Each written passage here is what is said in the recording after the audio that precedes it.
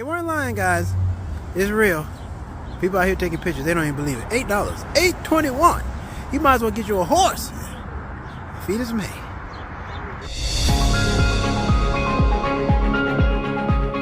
We're excited this weekend to introduce you to the latest team member here at Farm Journal, Haley Bickelhop. You will be seeing her quite a bit on the show. But Haley, to kick things off, you have been following just a heartbreaking story in Nebraska. We talked about it in news, but the wildfires are burning at last count 800,000 acres. What did you find out this week? Well, Tyne, I'm just one of the members of our team that have spoke with a number of cattlemen in this area that have been impacted.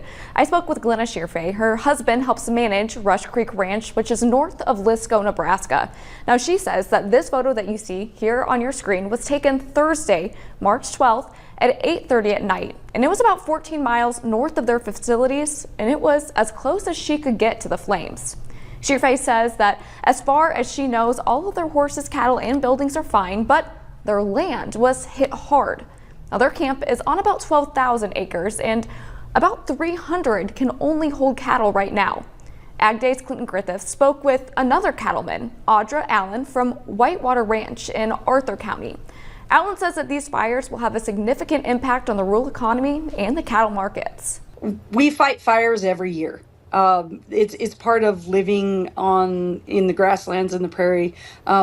We fight fire all the time, but never have we seen anything of this magnitude.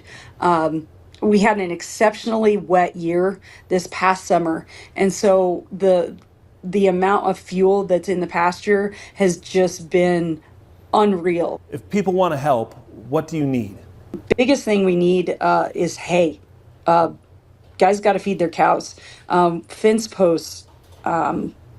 Fence. I mean, I think we replaced fence last year, and I think we're up to, $22,000 an acre, $22,000 a square mile to be able to replace that fence. And so the hedge posts that are needed, the wire, just the hay and the forages to be able to feed these cows are the biggest need that I can see right now. The Nebraska football program is helping out with that need. All the ticket proceeds from their spring game will be donated to wildfire relief efforts.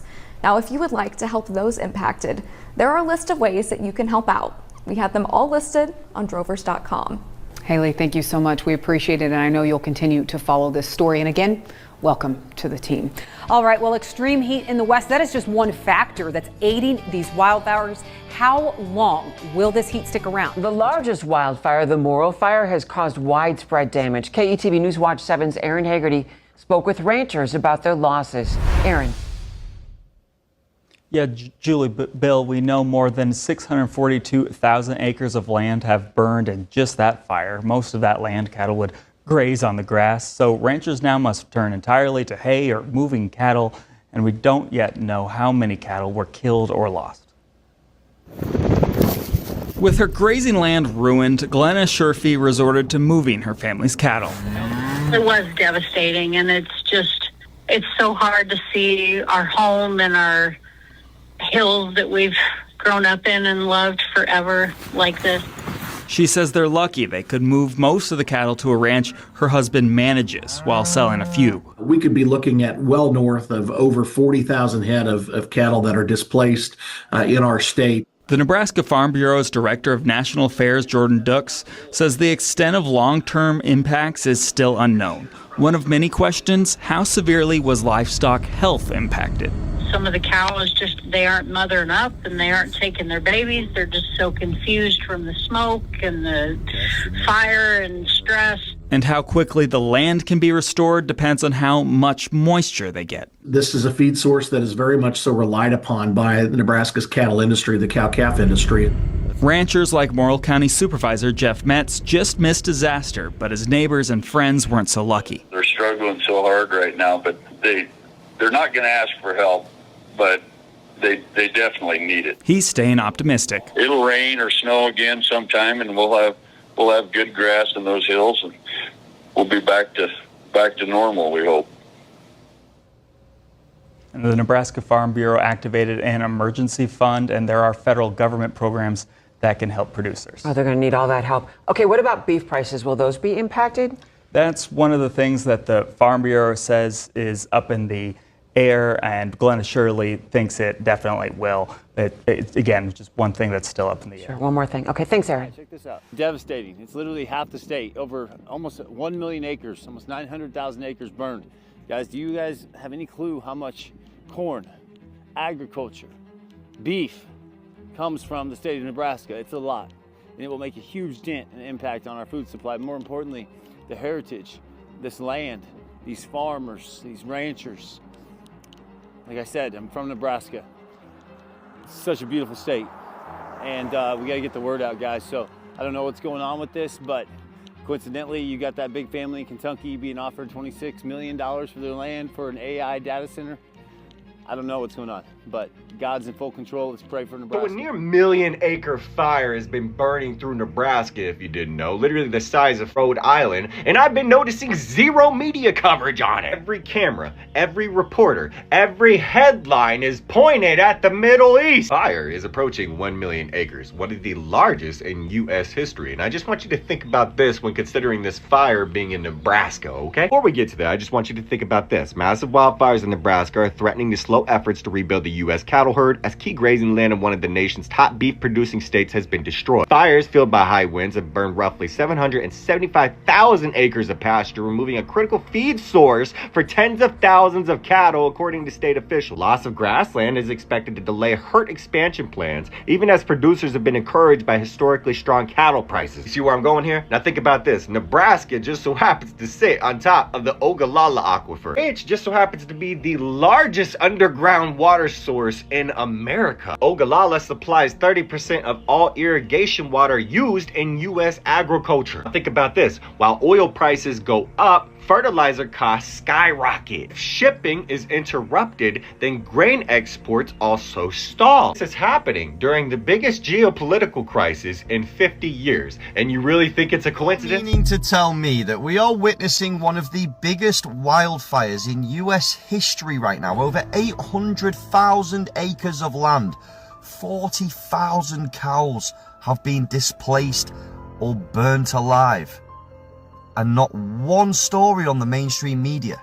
I mean, it wouldn't have anything to do with the Elk Creek project, would it? Where they're developing in Nebraska, where they're going to mine for critical minerals that are considered to be key domestic sources for materials essential to aerospace, defense, and energy industries. Yeah, no, nothing to see here, guys. Just move along. This is just a NeoCorp development that has secured funding through multiple avenues for its Elk Creek Minerals project, which is including a Pentagon-funded collaboration with Lockheed Martin for $10 million, and also the UK government have backed them for $3.8 million. I wonder why the UK government would be backing one of the biggest projects in Nebraska, where they're going to mine for materials for war at the same time as this world record-breaking wildfire that has not once been on the mainstream media. Very questionable if you ask me. Hawaii is looking at what could be a billion-dollar recovery after its worst flooding in 2 decades. The island of Maui, ravaged by wildfires just 2 years ago, now hit by back-to-back storms over the weekend.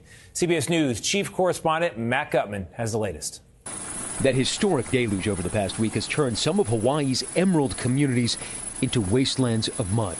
Parts of Oahu and Maui were battered by a pair of massive storms, which the governor said had unleashed up to 4 feet of rain in certain areas. It caused the worst flooding in 20 years, blasting down riverbeds, blowing out bridges and roads, and swallowing cars, even trucks. There's 35 years on the North Shore. This is heavy. Thousands were forced from their homes. People that I work with, they lost their whole house. You know, there's this one young man, 8 people live in the house, and it's gone. And across Hawaii, more than 200 people were rescued from homes and cars. In northern Oahu, members of the National Guard trudged through waist-deep water to help stranded drivers and mud-bound homeowners. Melanie Lee saw what's left of her house for the first time. We've been here almost 20 years. We lost everything. My children's, pictures. Just real sentimental stuff. Now it's like, now where we go from here. In Maui, the flooding comes as the community continues to recover from the devastating fires there 2 years ago. And we know for so many people, the fires are one thing, and now to have flooding, and in some cases, their homes that they had just moved into, it can feel overwhelming. Tony, the evacuation orders have been lifted, and the governor of Hawaii said that this disaster fortunately did not kill anyone, but he estimates that a year's worth of rain in just a few days likely caused about $1 billion in damage. Tony.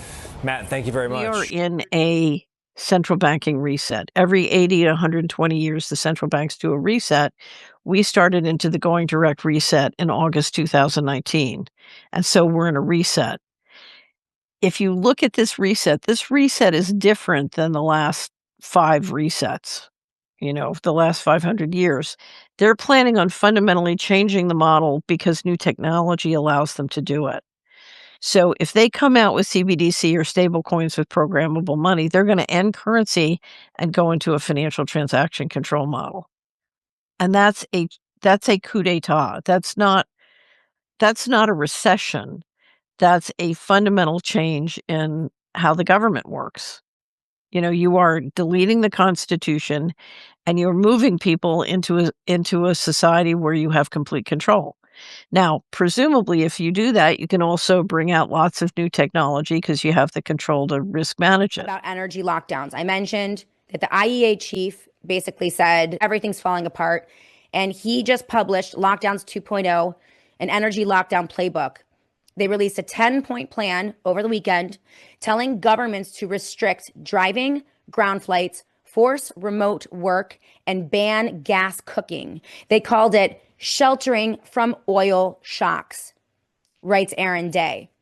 Here is the plan. Number 1, they are recommending alternating driving days based on your license plate number, odd plates on Monday, even plates on Tuesday, and countries are now already implementing this.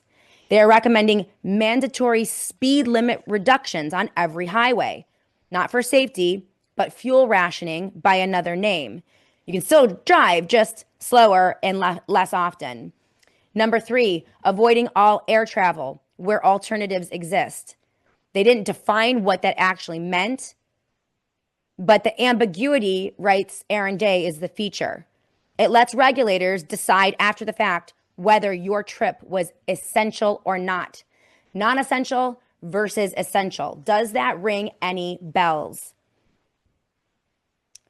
Here's another one. Switch from gas cooking to electric. The IEA is now telling you what appliances you can use in your kitchen. And the same agency that published net zero by 2050 is calling now for thermostats to be capped at 19 degrees and a ban on new gas boilers. This is not new, it's accelerating. And then work from home if possible. The guidelines mimic 2020 when they locked down the world and called it public health. In 2026, they're locking down movement and calling it energy security. The template is identical, writes Aaron. Breaking news from March 23rd. Recently, the U.S. Treasury reported something that the media absolutely went full crickets mode on. No comment whatsoever, except for Fortune magazine, that the U.S. Treasury is telling us the U.S. government is insolvent. In their report, the U.S. Treasury indicated that we have about $6 trillion in assets and about $48 trillion in debt. Fortune magazine was also kind enough to let us know that the U.S. debt has gone up $2 trillion in the first year of Trump's return to office. This is the guy that ran on the idea that he was going to reduce the debt. Donald Trump has taken $10 billion for his peace board. He's spending $1 billion a day bombing Iran in a war that no one wants. But this has pretty much been the playbook for Republicans in the White House since Reagan. They cut taxes dramatically on the super rich. Then they deregulate everything. They tell bankers and corporate leaders, just do whatever they want.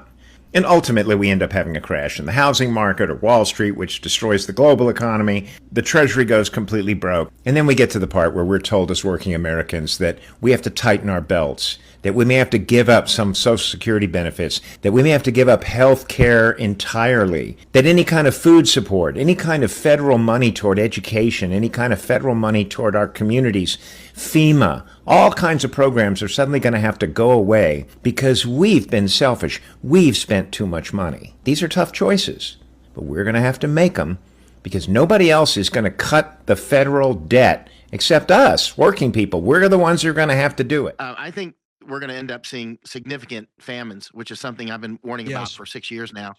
I think it's going to be huge. And in fact, I think I've been warning about this specific case right here with the Strait of Hormuz being closed and then followed by the Turkish Strait. Now, look, apparently from what's being reported, I'm looking at another screen here. A ship apparently was attacked by a drone or drones near the Turkish Strait, Bosphorus, right? And I mean, that's a pretty big deal. And it's a very big deal. And again, specifically, this is what I've been warning about for years. If you see Strait of Hormuz and the Turkish Strait get closed, not to mention the Suez Canal and the Bab el-Mandeb and Panama, I mean, I think there's a high chance we're going to end up seeing something happen in Panama to the canal, and also Strait of Malacca, of course. And so I was just up at the Danish Strait looking at this with my wife, Masako, because we think also Danish Strait will end up being interrupted. In any case, these are things that I've been talking about for years.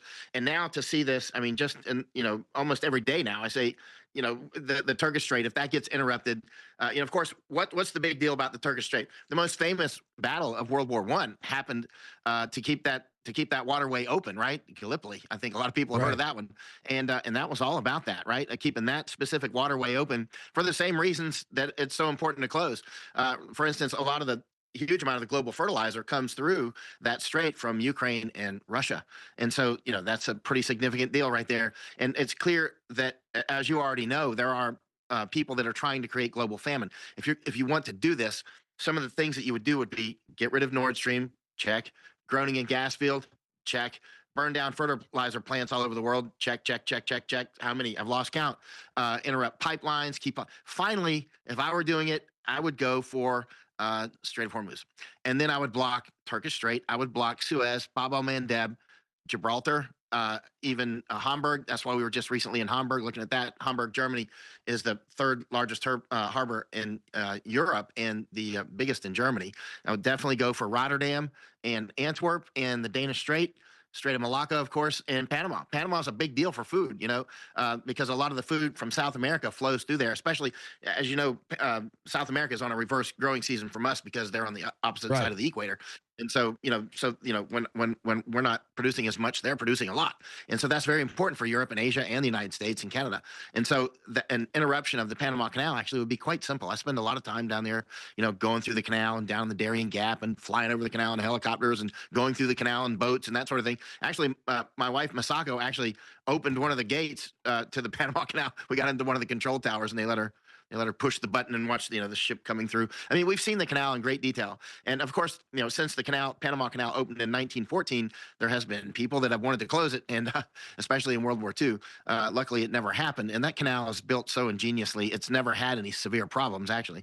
It's just an unbelievable work of art. But, look at the Ever Given when it comes to the Suez. The Ever Given that, blocked the Suez there for a spell, the Ever Given ship, for those who remember what happened, I think, because I don't really know why that happened, but I think probably what happened was the Zionists were probably trying to make a reason for making the Ben Gurion Canal, because they want to make another canal through, and which has been a dream. That canal through Israel has been a dream for generations, the Ben Gurion Canal. And when you block the Suez, you can do multiple things at once. One is you can see how the world reacts to that, how, which way do the flows go. So that's one thing you can do. And also you can make a case for starting getting funding for the Ben Gurion Canal. And so that would actually, so the things that are happening right now are there's a lot of things happening at once. One of those things is to create global famine. That's obvious. And actually, that's why we've been so accurate with our predictions. Not because we're geniuses. It's just because we do what your dad does. You read it. We actually read. That's right. We read the enemy. I mean, your dad said that for years. Yes. I mean, so we just read what the enemy tells us they're going to do. And then we go look and we see they're actually doing it. I think the fall of America is a lot closer than what we realize. If you study ancient Rome and what caused the collapse of ancient Rome, it's because having financial troubles inwardly and having corruption and they're spending way too much money, being very frivolous with their money, they start to say we need to have more income. And so instead of saying, hey, you know what, we're having financial trouble, we should cut back, we should lower our spending. No, they can't do that. They can't imagine that because they're the world empire, and they have to get out there and spread their democracy, so to speak. And so Rome starts to go out into other countries and they start to spread their forces very thin, leaving Rome itself very vulnerable. and then the barbaric hordes, descended from them, start coming in and attacking Rome, and Rome falls as a world power. Then they just merged into, they went from, political Rome to ecclesiastical Rome, and they controlled through different means then, part weak, part strong, the fifth kingdom. But what I'm saying is, the thing that calls the fall of Rome is taking over too much other territory and spreading your forces too thin. Recently, we had this whole thing of the president of Venezuela, Maduro there, he's Nicolas Maduro, I think his name is, we're just going to take him and we're going to take him to New York and we're going to put him on trial because of drugs. Wink, wink. Yeah, because of oil. More, there's the whole thing there, the petrodollar and whatever else. You can look into that. If you saw the other video I did, used to be our dollar was backed by the dollar, and then we'll have the petrodollar, and now it's the American people's wealth that we're going to use to back the dollar. Yeah, sure, whatever. But this corrupt system here, we have to start to find other ways to keep our dollar going, the US dollar hegemony, because we have future wars that need to be done in order to set things up properly for Israel, the nation of Israel, Iran being one of the nations that has to be taken to control the trade routes going through Ukraine and Iran. That's what's going on here. Let's be real about this. And so how do you keep the dollar going? Well, you could be smart about it and actually kind of cut spending, but why bother doing that when it just works to continue printing more money and we'll just take over more countries. And then the military is going to have to be used in those countries to maintain the control of those nations. And now the military is spreading out. And hey, let's just go and take some Russian oil tankers, which happened here recently, and let's completely fine, and Russia can't do anything about it, and we'll just start to put tariffs on this country and do all these other things. And America's not going to fall? America's not going to have to pay for that? Well, that's what these sick people, I'll say this way, I think some of them believe that, but I think others, they understand that it's going to fall. They're globalists, they don't care about this nation. But the American people, we have to stop supporting these politicians. We have to say, hey, enough is enough. Okay, we need to have personal repentance, judge your own self, and say, okay, am I right with God? God, please protect our nation. Please get these wicked people away from us, and be ready for the collapse. Quite frankly, I'm not saying that God's going to stop the collapse, because he won't. But what I'm saying is he can preserve you through that crash, keep you safe, tell you where you should go and how to get food and how to protect your wealth and everything else from these thieves that are there trying to destroy it. But I'll show you the big problem here. I'll read from the Bible, Jeremiah chapter 17, verse 5. Thus saith the Lord, cursed be the man that trusteth in man and maketh flesh his arm, and whose heart departeth from the Lord. If that's you, that you're trusting in men, if you're trusting in the government and whatever to protect you, and your heart departed from the Lord, that's a problem. For he shall be like the heath in the desert, and shall not see when good cometh, but shall inhabit the parched places in the wilderness, in a salt land and not inhabited. Blessed is the man that trusteth in the Lord, and whose hope the Lord is. That better be your hope going forward. For he shall be as a tree planted by the waters, and that spreadeth out her roots by the river, and shall not see when heat cometh, but her leaf shall be green, and shall not be careful in the year of drought, neither shall cease from yielding fruit. All right? You won't cease from yielding fruit if God is your hope, if God is your protector. Verse 9. The heart is deceitful above all things and desperately wicked. Who can know it? I, the Lord, search the heart. I try the reins, even to give every man according to his ways and according to the fruit of his doings. God is going to be producing some fruit here coming up. It's either going to be very corrupt, evil, toxic fruit, if you lived a very horrible, wicked life and gone along with the system. But if you've done right and you've said, okay, I'm getting away from that stuff, taken my advice in the past saying, and put your money into precious metals, you're doing very well right now if you did that. Again, I'm not talking about getting rich quick schemes or whatever. No, I'm saying the dollar's crashing. Put your money someplace else. Don't keep your money in the bank. Okay? If you have savings, put it into precious metals. Precious metals have gone up,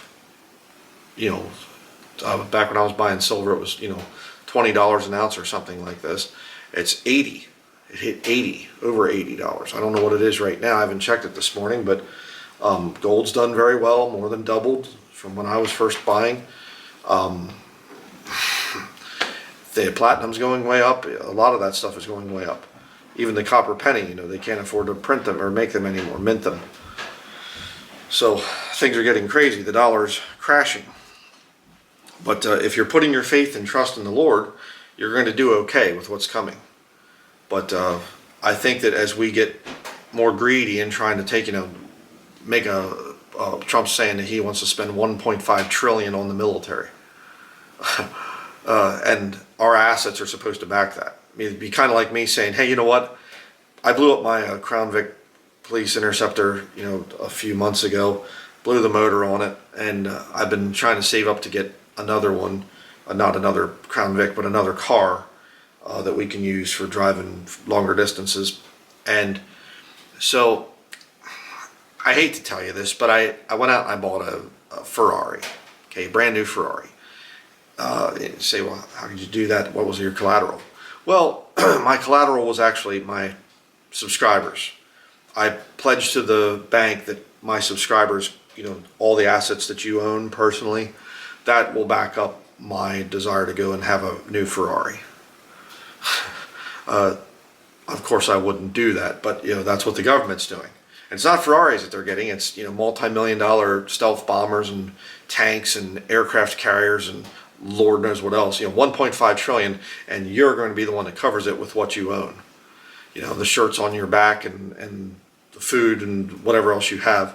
It's all just property of the government now. I thought we had a representative form of government. They're representing the corporations now. Pretty bad situation. But another verse of scripture here in the book of Jeremiah, chapter 19 and verse 15 says, "Thus saith the Lord of hosts, the God of Israel, Behold, I will bring upon this city and upon all her towns all the evil that I have pronounced against it, because they have hardened their necks, that they might not hear my words." Very true of the nation of Israel. The nation of Israel rejected the Lord. Literally, God manifest in the flesh. He's here on the earth, and they say, "You're not our Messiah. Crucify him, crucify him. Shall I crucify your king? We have no king but Caesar." That was a mistake. They've paid for that one. That's why God's given them a spirit of blindness. And the Jews aren't automatically saved, by the way. Okay, they need to come to salvation. They need to be broken just like any other sinner out there. They're not some special status or whatever else. God has future plans for them, and it's going to be very bad future plans. If you understand the book of Revelation, it's the time of Jacob's trouble, time of Israel's trouble. All right, God has some major things that he's going to be working out with those Jewish people. But you don't have to go through that.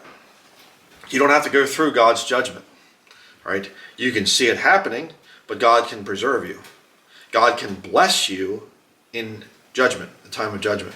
I have a study on that, God's blessing in judgment. All right, you can watch that one. But I think we're going to be shocked going forward just to how quickly this nation falls, because we're going the same route, exactly the same route as ancient Rome. We need money. Let's go take over other nations. Let's go spread ourselves out. Now we've taken over that nation. Now what do we do? Again, I gave a little analogy as explaining this to my son and my wife. We do homeschooling and things, so I explain economics and history and things I've studied, things I'm seeing, and I said it would be like what we've done in Venezuela. Let's just go and we're going to take over some place here locally. And we take over, we fight, we get the people subdued, and we have their hands tied behind their backs, and now we control their house. And you say, I'm kind of getting a little bit hungry here. What should we do? Well, should we stay here in this house that we just took, or should we go back home and cook there? Well, if we go back home and cook there, they might get out of their handcuffs or whatever, and we have to come back here and fight them again. Oh yeah, so I guess we'll have to leave some of us here at this house we just took over, and some of us get to go home to our house. And there's more of their people out that are going to be coming back. So we can't abandon this house we just took. We're going to have to hold it here and go home and try to hold our place, because they might come after our homeland and whatever. See the mess you create?